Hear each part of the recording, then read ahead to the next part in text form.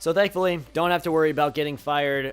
So we got a new contract extension, which is awesome. We are going to be extended for 4 extra years, which is awesome after going 6-6 and meeting our target wins margin. So that's awesome after going 0-12 first season, 4 and like whatever second season.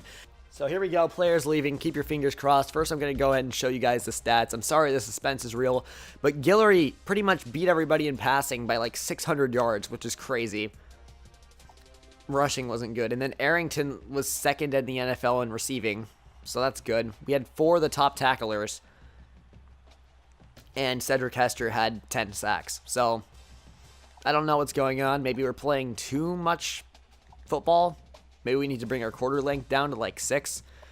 I don't really know what's going on or why we're having that much production, but whatever it is, I'm just going to go ahead and bring down the quarter length and call it good. Anderson, fuck you. I got Anderson last year, or 2 years ago. He was in my first recruiting class. He was a good player, and he's developed well. He wants to go to the University of Southern Arkansas, and I can't really promise him anything. I'm just going to let him go because he's not going to be our starting quarterback next year. It's Chris Brown. So, Anderson, I like his skill set a lot, but for a program that's rising up, I don't think that he's really needed at all. I hate to say that, but I'm sorry, I gotta let you go. 6 start, 7, 8, 9, 10, 11. Oh my god, 12, 13 important players graduating this season. So we're gonna really have to rely on our recruiting class to step up. Oh my god, look at all these declares. Let's check Alabama real fast. I've always wanted to see how many people are leaving. Not as many as usual. Actually, I would say that Notre Dame has more than they do, or whatever that team was that we went over. So, just a few guys we're in battles with, and only a select number of guys that I'm going to go after. I'm going to go ahead and resort my board to make it seem like to prioritize what I have to go after. Fullback is number 1, because that's actually a roster need. Then Smith, then Wilcox, and then Charles Quinn. Actually, Charles Quinn's going to rise up here. We're only down 1,000 on him, so I think we might be able to get him. Next, Rashid Harrison. I think they're going to probably put about 4,000 max into this guy, so I'm probably going to go about 4,500. Call it good. I'm not crazy about putting large amounts of points into people, but when I need to, I'll do it. Low at the same time, also going to be quite a few points here. I don't think I can get Charles Quinn at this point. Sorry.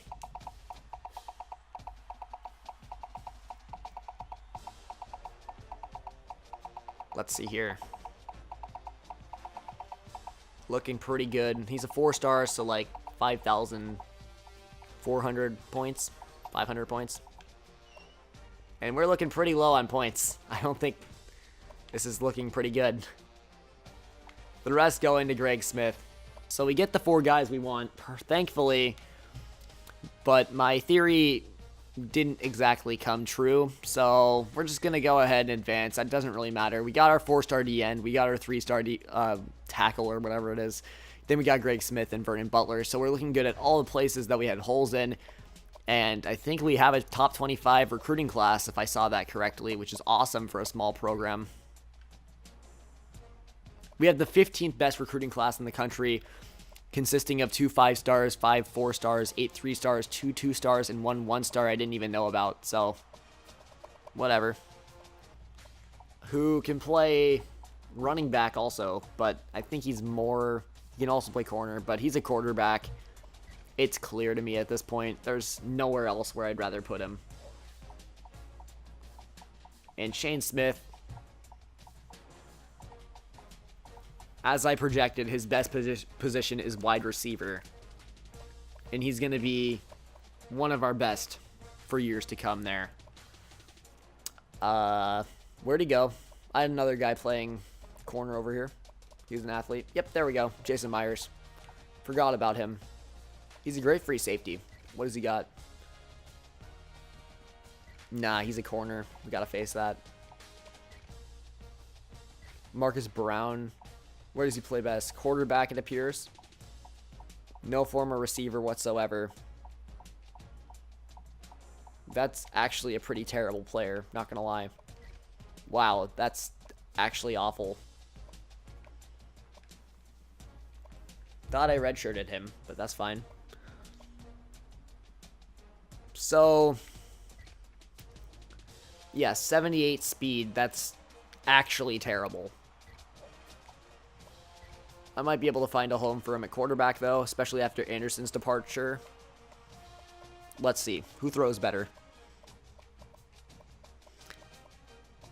He's kind of a better runner than Waller, I think.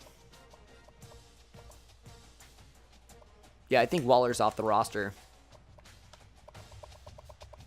There's no way he makes it this season. Let's go by position. Take a look. Waller goes up 4. Goes up 5. Holy shit. But what's his throwing at? Oh my god, his accuracy is actually way better than it was before. I think we're still going to roll with Brown, though. I think just because he's a redshirt freshman. He was like the number 3 quarterback a couple years ago. So, no matter how good Darren Waller thinks he is, I don't think that this job's getting taken away from the guy we already have. And this could also mean the end of Bullock, because he's a redshirt senior, and he is only an 82 overall. Bobby Hill is up to an 81. That's not as high as I would want, actually, at all. John Williams up to an 87. That's exactly what I want. Downing up to an 85. Defensive tackle, we've got an 87 overall now with an 86, an 84, an 82. So a ton of depth over here. If I was Hassan Woods, I'd be transferring real fast before I get cut, which is actually pretty inevitable at this point. We've got 99 strength over here. Take a look. Solid growth from our outside linebackers there. Ron Horn up to an 85, and then Daryl Ivey up to a 79. Franklin Bray up to an 85, 81, 80, 78 for our transfer, and then a couple more guys growing as well. We do have a couple seniors at corner, so we're going to need to make some room for new players, which we obviously have moving forward. Herman Woodard is a senior now, 88 overall. Time goes by so fast. We don't really have... I should have moved Anthony Burns over to strong safety. We don't have anyone really over here right now. Now, it may seem like I'm asking for a lot, but in this season, my main goal is to become the champions of the MAC, and so therefore I am not going to be doing anything to the custom conferences. All right, here we are, back in the preseason, ready to start the whole entire fucking process all over again. So, starting quarterback. You're getting a redshirt on you this season. We already redshirted Waller, so he's only a redshirt junior, so he's got 2 seasons. But it's gonna be between Chris Brown and... Why is it sorting by elusiveness? I don't even care, whatever. So, we are a passing offense. We will not run option. Chris Brown is going to be your starting quarterback. Waller, you're never going to get to play, it seems like. John Williams is an All-American here. Definitely not going anywhere. Downing's going to be over here, and then this guy. And then Ronnie Thomas goes ahead and sits on the bench again for his redshirt sophomore season. So not a lot of playing time for him overall. He hasn't been on the field too much other than his true freshman season. These guys aren't playing either. So let's go ahead and just go through the guys in redshirt who we're not going to play this season. It's really, really sketchy to throw a redshirt on to Flowers, considering he may be the best quarterback I've ever seen come out of high school. But we can't give in that easily. We have to go ahead and trust the process here. Anderson isn't playing. Lowe's not playing. Do I sit Boyd for a season? I don't think so. He's pretty much established himself as a starter. Don't want to do that to him. Didn't think I'd ever let a bunch of 4-stars sit on the bench. But that's exactly what I'm doing, so whatever. So we're redshirting quite a few people.